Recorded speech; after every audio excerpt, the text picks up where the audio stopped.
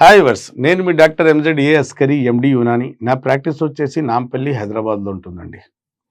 నేను మగవాళ్ళలో అంగస్తంభన సమస్యకు చూస్తానండి. మాటి మాటికి ఈ విషయం చెప్పినప్పుడు నాకు ఏమనిపిస్తుంది అంటే, ఇక్కడ మా దగ్గర అంగస్తంభన సమస్యకు శాశ్వత వైద్యము. ఒకసారి మీరు 3 నెలలు 4 నెలలు 6 నెలలు వాడుకున్నారనుకోండి, మళ్ళీ మీకు సమస్య రాకుండా ఉంటుంది. పదే పదే మందులు వాడుకోవాల్సిన అవసరం లేదు.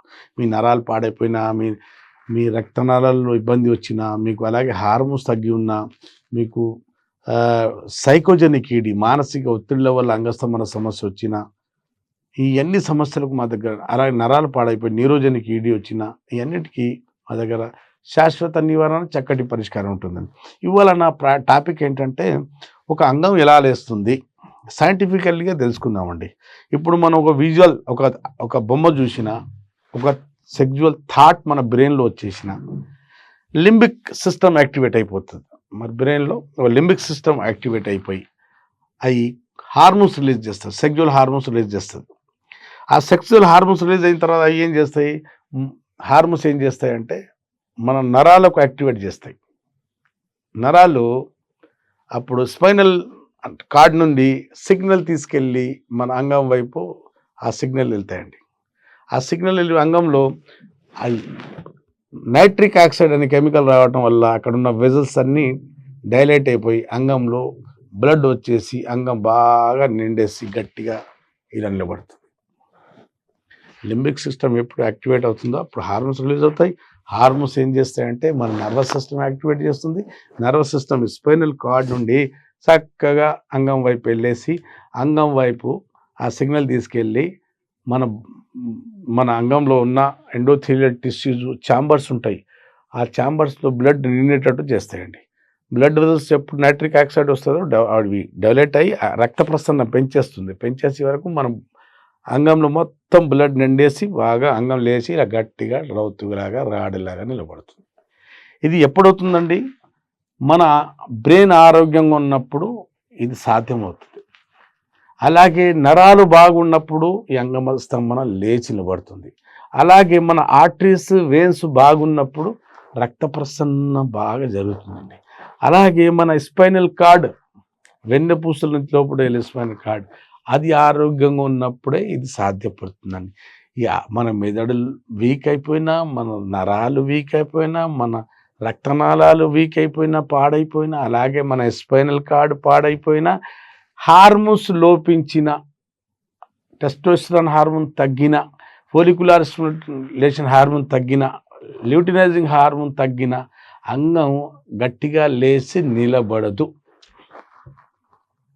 వినర్గా సైంటిఫికల్లీగా అంగం ఒకే టైంలో ఎన్ని పనులు జరుగుతున్నాయి బ్రెయిన్లో. మనం ఒక విజువల్ చూడంగానే, ఒక అమ్మాయిని చూడగానే, ఆమె బూబ్స్ అవి చూడంగానే ఇక్కడ ఈ 2 కెమెరాలు ఆ ఫోటో దింపేసి మన బ్రెయిన్కి పంపుతున్నాయి. మన బ్రెయిన్ ఏం చేస్తుంది, ఆ లింబిక్ సిస్టమ్ యాక్టివేట్ చేసి హార్మోన్ రిలీజ్ చేసే వరకు నరాల ద్వారా సిగ్నల్ అంగం వైపు పంపుతుంది. అప్పుడు అంగం వైపు వెళ్ళిన సిగ్నల్స్ అక్కడ నైట్రిక్ ఆక్సైడ్ ఉత్పత్తి చేసేసి మన మొత్తం బ్లడ్ మొత్తం పడలేదు. ఇవి అన్నీ ఎప్పుడు సాధ్యపడుతుందంటే మెదడు, గుండె, లివరు, వృష్ణాలు, మన స్పైనల్ కార్డ్, ఈ అన్ని ఆరోగ్యంగా ఉన్నప్పుడే మన అంగం గట్టిగా ఆరోగ్యంగా ఉంటుంది. దీంట్లో ఎక్కడైనా లోపం జరిగిందనుకోండి, దోషం జరిగితే అంగం లేవదు. లేచిన నామం మాత్రం లేచి మళ్ళీ కిందికి వచ్చేస్తుంటుంది. ముఖ్యమైన అవయవాలు, వైటల్ ఆర్గన్స్, మెదడు, గుండె, లివర్, వృష్ణాలు, స్పైనల్ కార్డ్, ఈ 5 వీక్ అయినా, లేదా 1 వీక్ అయినా, 2 వీక్ అయినా, మాకు ఎవరికైనా అంగస్తంభన సమస్య తప్పదు. అంటే ఈ మొత్తం ప్రాసెస్లో పాల్గొనే మొత్తం మన హార్మోన్స్, మన బాడీ పార్ట్స్ అన్నీ ఆరోగ్యంగా ఉన్నప్పుడే ఈ కార్యము, అంగస్తంభన అనే మొత్తం కార్యము, మన దాంపత్య జీవితం మొత్తం సవ్యంగా సాగుతుంది. లేనప్పుడు ఇబ్బందులే. కాబట్టి మీలో హార్మోన్స్ లోపించిన, నరాల సమస్య వచ్చినా, స్పైనల్ కార్డ్ సమస్య వచ్చినా, అలాగే బీజకోశాలు వీక్ అయిపోయి హార్మోన్స్ ఉత్పత్తి తగ్గిన, ఇవన్నిటికీ మా దగ్గర చక్కటి పరిష్కారం. అంగస్తంభన సమస్యకు చక్కటి పరిష్కారం, అది కూడా శాశ్వత పరిష్కారం అండి.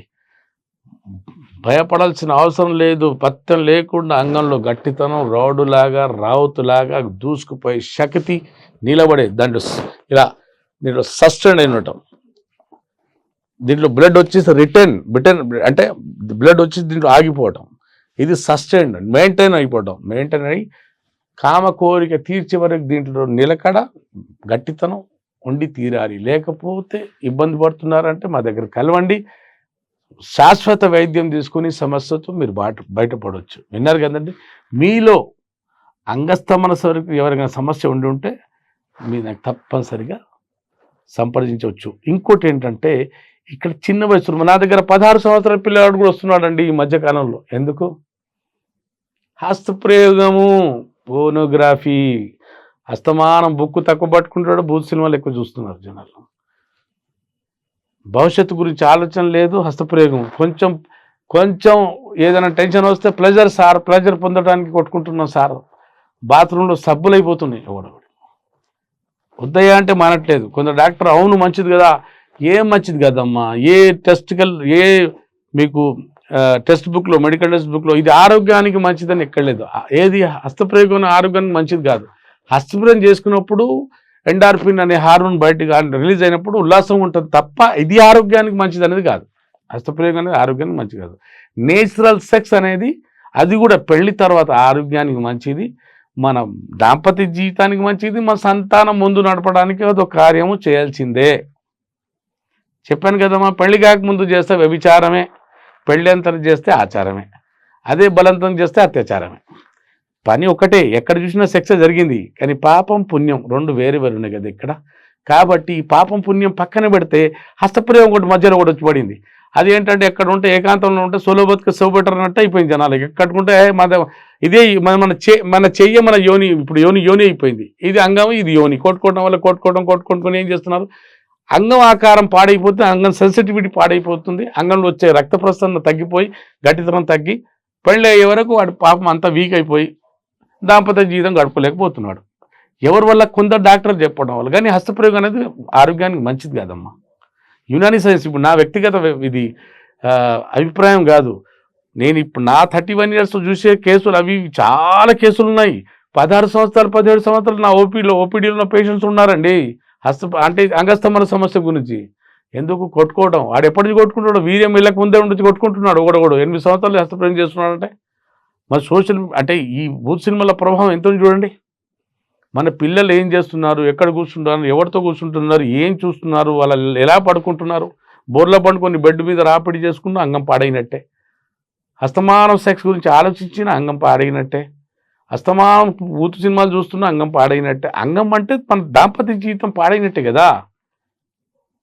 మన జీవితం అంతా దీని చుట్టే దొరుకుతుంది. ఇది ఉంటే సుట్టరికం అంతా, ఇది లేకపోతే ఏ సుట్టరికం లేదు మనకు. ఇది ఉంటేనే సంతానం, ఇది ఉంటే భార్య, ఇది ఉంటే అన్నీ ఉంటాయి. ఇది లేకపోతే ఏం లేదు. ఇది మనం పాడు చేసుకోవద్దు, మనం మంచి చేసుకోవాలి. మీలో ఎవరికైనా అంగస్తమన సమస్య ఉంటే మీరు సంప్రదించండి. ఏ సైడ్ ఎఫెక్ట్ లేకుండా మీ ట్రీట్మెంట్ ఉంటుంది. అప్పటి వరకు సెలవు.